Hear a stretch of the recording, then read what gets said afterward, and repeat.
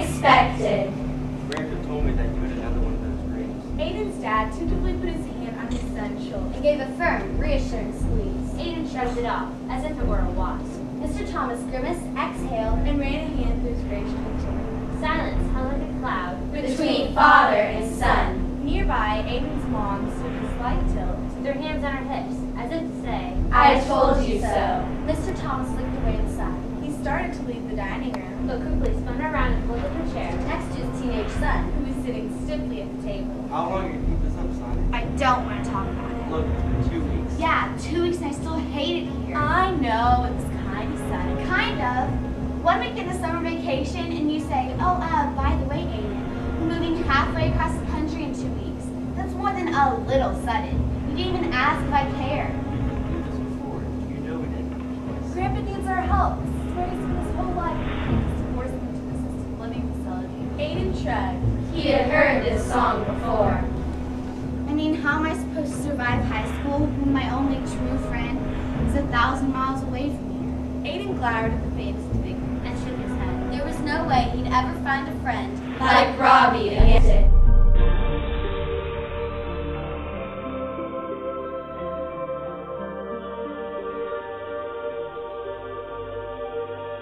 Peculiar company. The bed was comfortable, plush, and wide, with layers of blankets. But there was no light coming from the side of the room, where the window was supposed to be. There was a strange scent in the air, too. Aiden thought he had smelled it before, but he could not remember when. And Aiden's favorite down pillow didn't feel soft and fluffy, like it was supposed to. Aiden's heart skipped a beat. Chills and his flesh raced all over his body. For Aiden suddenly didn't know what his arm was curled around. Aiden let his finger slide over the snake nose across his arm and under his shoulder. It certainly was not fluffy or furry. It felt leathery and ragged, like it was covered with shingles. Or maybe they were scales. Scales! The scream exploded from Aiden's lips like a great bubble poppy. Aiden sat up from the covers to stare wide-eyed into the darkness. He felt something heavy slithering off the bed. A blue flash lit the room. Aiden could see this thing sitting like a great big cat in the middle of the stone floor. It had not been a dream after all. Aiden squirmed frantically backward, backing his head into the headboard. Do not fear, you are safe here. Aiden could only stare at the monstrous, unearthly creature that had slid from the bed. It now seemed to be speaking to him. The beast raised his head slowly. Blue fiery eyes squinted at Aiden and blinked. Aiden blinked back and then blinked again. Each time he opened his eyes, it was still there. A real dragon. The dragon cringed. But instead of the piercing pain of sharp teeth, he felt a huge, slimy, sticky tongue slap wetly across his face. The creature's tongue almost knocked Aiden out of bed. I told you, you're safe here. The dragon's name is Gabby. She likes you. Aiden wiped some goo off of his face and stared at the beast. It ducked its head shyly, bared its teeth again, and began emitting deep, rumbling purr. Welcome to the castle of Owl. You're a guest of the king. You have nothing to fear. Aiden realized the voice was not coming from the dragon. He turned to the voice and nearly jumped out of his skin a second time. There, at the foot of the bed, was a being. A girl. My name is Naden. My name is Aiden. He felt very awkward. Mouth dry, cheeks reddening, muscles taut. She was kind of spooky, but she was also the most beautiful being he had ever seen. Of course, there had been a few girls back at school that had caused Aiden to do a double take in the hall. But nothing like Gwen. She was beyond physically attractive. Her movements precise and athletic, but graceful, as if the act of walking for her was a dance. And every time she spoke, it was like listening to a song. Hypnotizing and dreamy. Well met, Aiden. I'm very honored to be the first of my kind to welcome you. You are a glimpse. When I read the scrolls, I thought it was about people. The scrolls you read are about people. You're in a region called Alable, and the glimpses are the people of this world. Wait. You said the king called me? Yes. What king do you mean? If she had said King Paramore, Aiden was ready to bolt out of the chamber. Dragon or no dragon? There's only one king of Alable. It is King Ilium. Of course.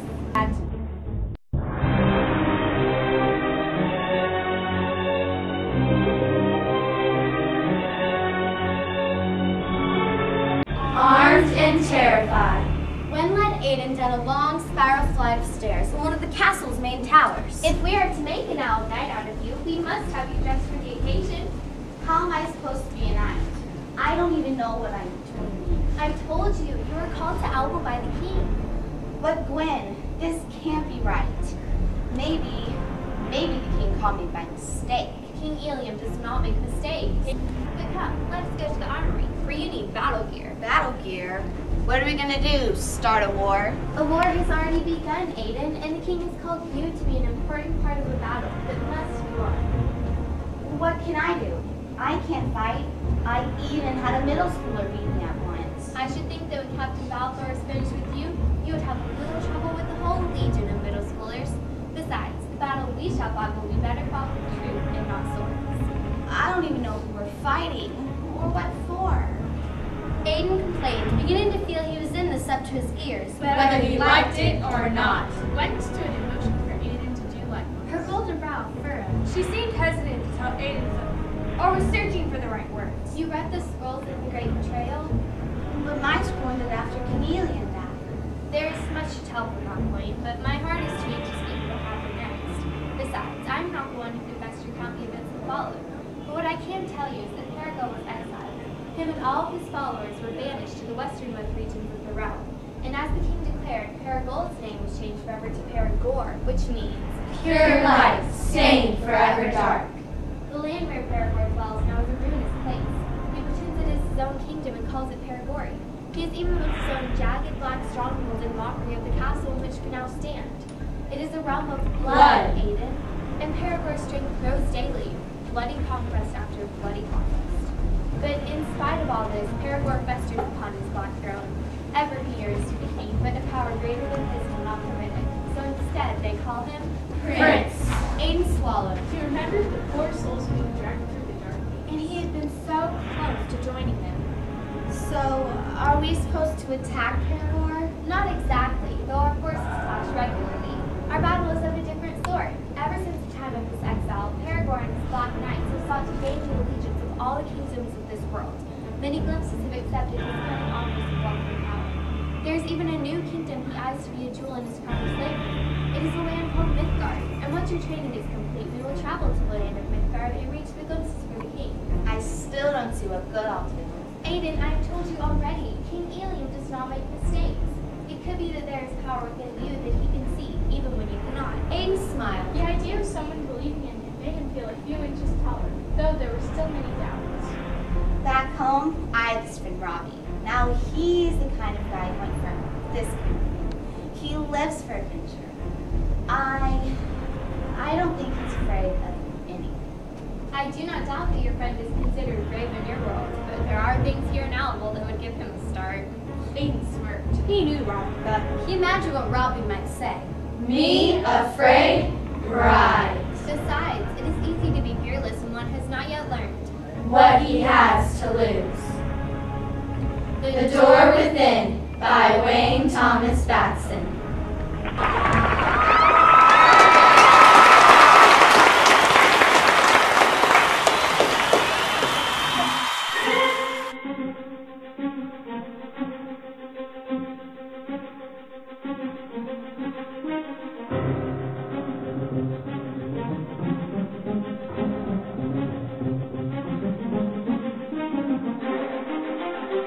Thank you.